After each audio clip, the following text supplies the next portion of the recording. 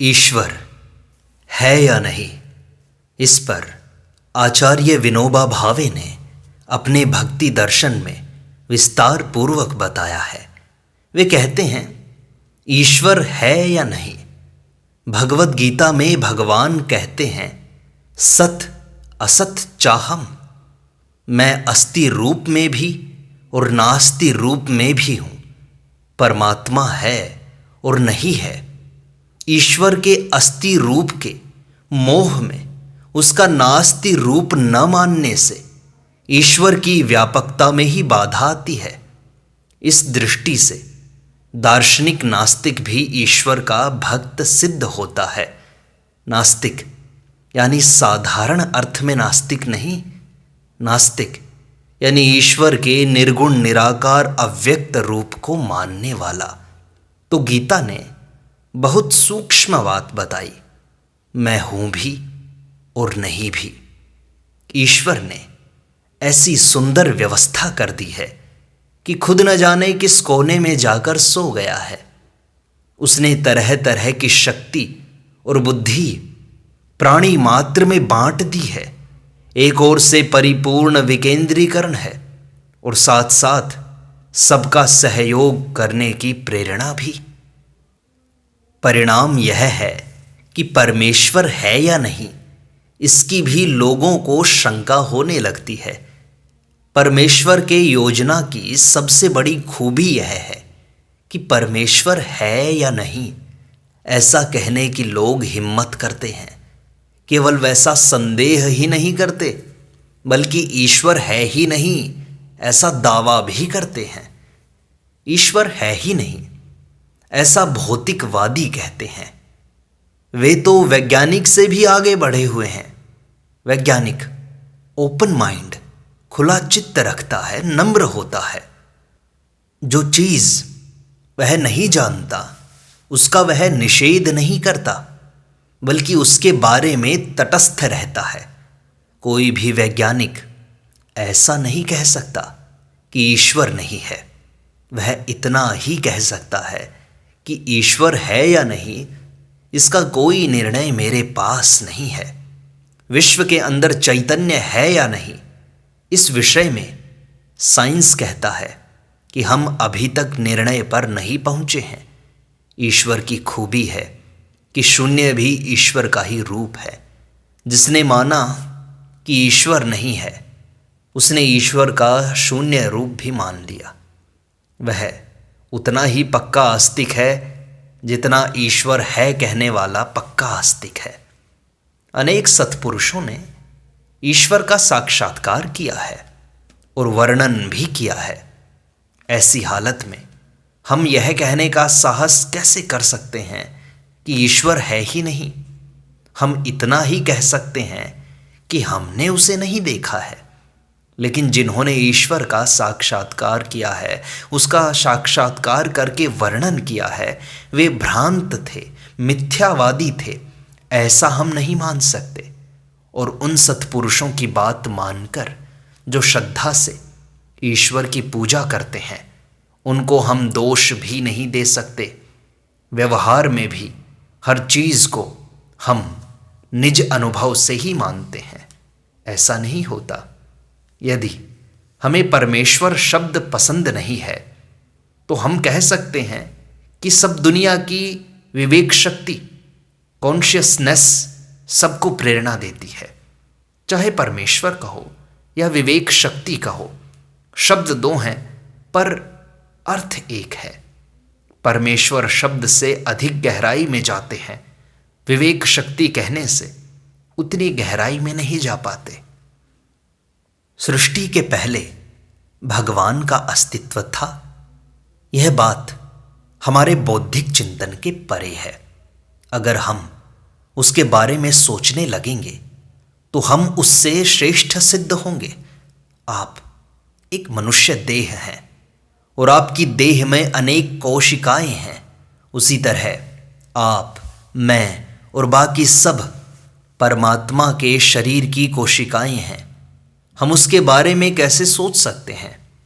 पहाड़ के तले खड़े होकर ऊपर के वैभव के बारे में सोचने और चर्चा करने जैसा होगा यह। पहाड़ की चोटी पर जाने से पहले क्या हम वहाँ की शोभा का वर्णन कर सकते हैं? तुकाराम का एक सुंदर वचन है, आहे ऐसा देव वदवावी वाणी, ना ही ऐसा मनी अनुभवावा। मेरी वाणी इस तरह बोलती रहे कि भगवान है, लेकिन मन में ऐसा अनुभव करूं कि वह नहीं है। वह हमसे भिन्न भी है और हम भी वही हैं, ऐसा अनुभव करना चाहिए। वह हमसे भिन्न है, इस तरह से बोलेंगे तो सारी सृष्टि की महती कायम रहेगी और मन में अनुभव करें कि मैं ही वह हूँ, तो मानसिक रूप से एकता का अनुभव और बाहर वाणी में भिन्नता का प्रकाशन। वास्तव में इस वस्तु का वर्णन शब्दों में नहीं किया जा सकता। दूसरी ओर एकांगी वर्णन ठीक नहीं तो फिर परस्पर विरोधी विशेषणों से वर्णन किया जाता है। परमेश्वर इतना व्यापक है कि उसकी व्याप्ति का वर्णन करने में एकांगी वचन काम में नहीं आएगा, उभय वचन कहना पड़ेगा। सद असद दोनों प्रकार से वर्णन किया जाता है, तब वह पूर्ण वर्णन होता है। वह सर्वगुण विशिष्ट है, इसलिए एकांगी वर्णन से काम नहीं चलेगा। परस्पर विरोधी दोनों चीज़ें उसमें एक साथ हैं। एक ही क्षण में वह दूर भी है और नज़दीक भी है। वह एक ऐसा है कि जो एक साथ प्रकाश भी है और अंधकार भी है, चलने वाला भी है और न चलने वाला भी है, दूर भी है और नज़दीक भी है। परस्पर विरोधी विशेषण उसमें समाये हुए हैं। तुकाराम कहते हैं, तुका महने जे जे बोला, तें साजे या विट्ठला। जो जो कहें सो सो विट्ठल को सोहे। इस तरह तुकाराम ने ईश्वर का हकारात्मक वर्णन किया है।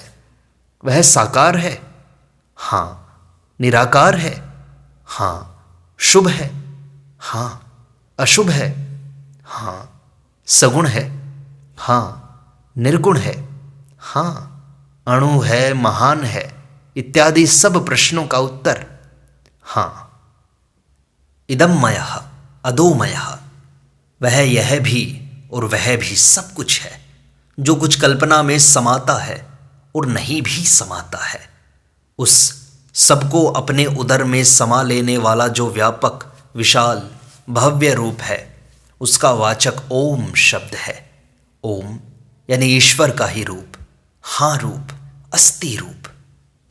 एक होता है अस्थि भाव और दूसरा होता है तत्व भाव। अस्थि भाव यानी है पना, तत्व भाव यानी प्रत्यक्ष दर्शन साक्षात्कार।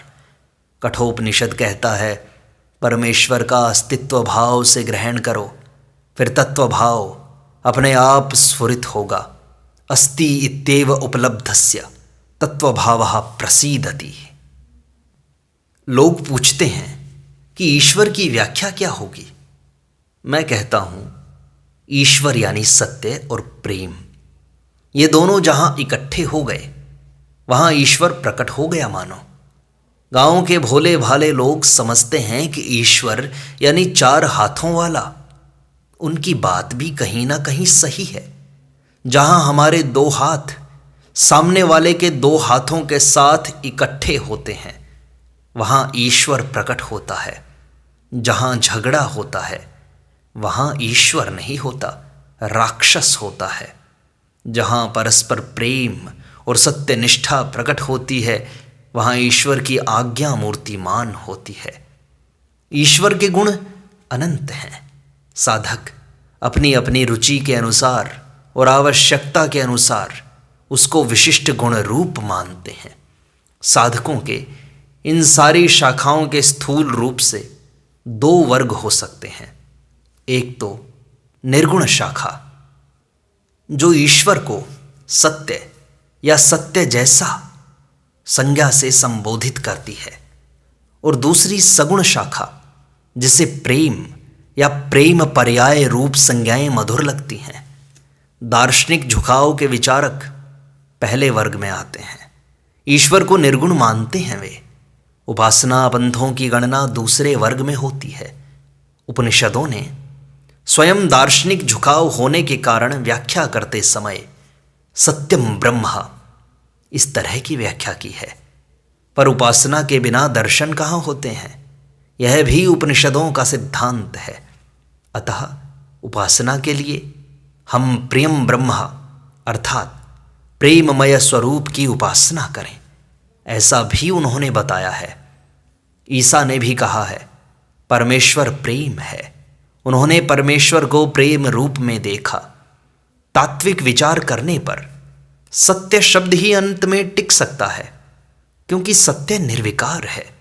प्रेम विकार युक्त और निर्विकार दोनों ही प्रकार का हो सकता है, पर इसीलिए विकारवान मनुष्य को निर्विकारता की ओर ले जाने के लिए ईश्वर का प्रेममय स्वरूप सेतु का काम देता है।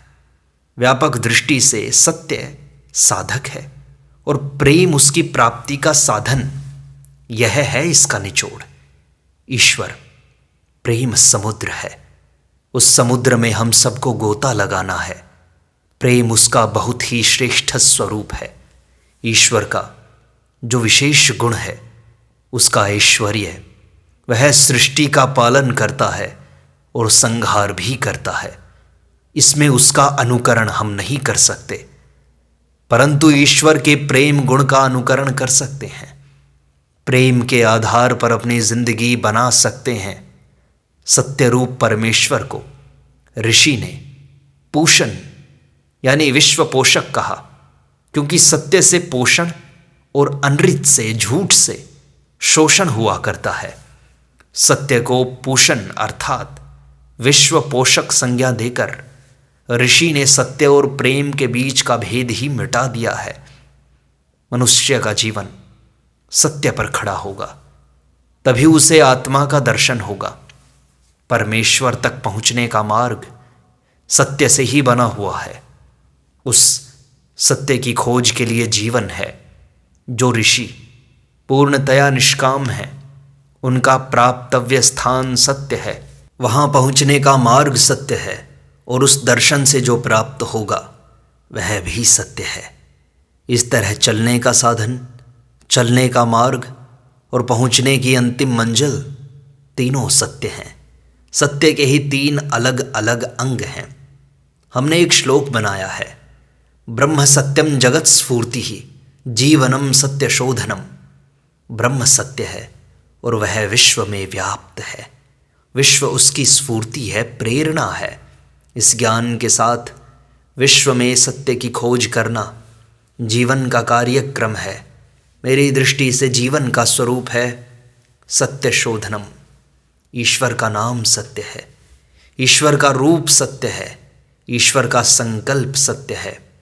गहराई से सोचें तो सत्य ही उसका एक नाम है जो पूर्णता का सूचक है।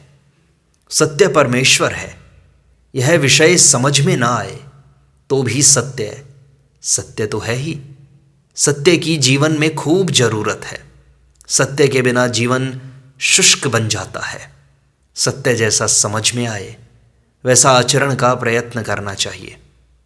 भूलकर भी असत्य का मार्ग न पकड़ा जाए, इतनी जागृति रखें तो सत्य ही परमेश्वर है, यह धीरे धीरे समझ में आता जाएगा।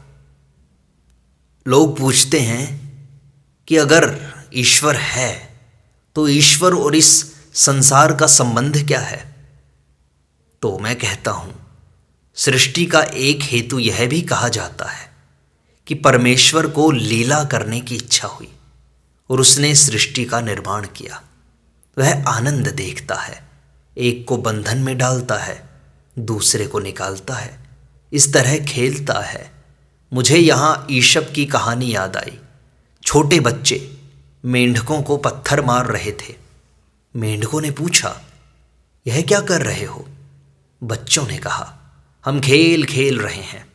मेंढकों ने चिल्लाकर कहा, तुम्हारा हो रहा है खेल और हमारी जा रही है जान। ऐसा यह भगवान का खेल है, लीलावाद है, ऐसा कुछ लोग मानते हैं। वैदिक लोगों का मानना है कि सृष्टि ईश्वर के संकल्प से अर्थात शब्द से हुई। ईश्वरी संकल्प को शब्द नाम दिया।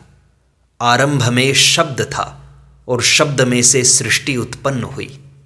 बाइबल में भी आया है कि आरंभ में शब्द था, सृष्टि शब्द से उत्पन्न हुई है। सनातनी मानते हैं कि वेद सृष्टि के आरंभ के हैं, उनके बाद सृष्टि हुई। वेद यानी ज्ञान या व्यक्त शब्द, इस अर्थ में हम इस बात को मान सकते हैं। भगवान संसार की उत्पत्ति, स्थिति और लय का कारण है। भगवान को कुम्हार की उपमा दी जाती है। कुम्हार जैसे घड़े को बनाता है, वैसे भगवान संसार को बनाता है। भगवान कुम्हार है, प्रकृति मिट्टी है जिससे संसार रूपी घट बनता है, ऐसा रूपक बताया जाता है। कुम्हार, मिट्टी और घट कहने से तीन अलग अलग चीज़ें आँखों के सामने आती हैं। इससे भ्रम पैदा होता है। वास्तव में ये इससे अलग है।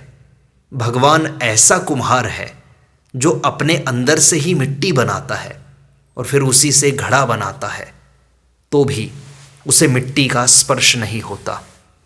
कुछ लोग सृष्टि और ईश्वर में फर्क करते हैं कि जिस तरह पानी पर काई होती है, उसी तरह ईश्वर रूपी निर्मल सरोवर पर सृष्टि रूपी काई जमी है। उसको हटा देंगे तो परमात्मा दर्शन होगा। दूसरे कुछ लोग कहते हैं कि ईश्वर सूर्य जैसा है और सृष्टि किरणों के समान है। किरणों का दर्शन होता है तो सूर्य का दर्शन होता ही है। सूर्य और उसकी किरणें अलग अलग वस्तु नहीं है। सूर्य की प्रभा प्रकट होने के बाद विश्वरूप प्रकट होता है। रामकृष्ण परमहंस कहा करते थे कि जहाँ देखो वहाँ परमेश्वर ही है, वह सर्वत्र प्रकट ही है। कहीं अप्रकट लगता हो तो वह अपने चित्त में ही है।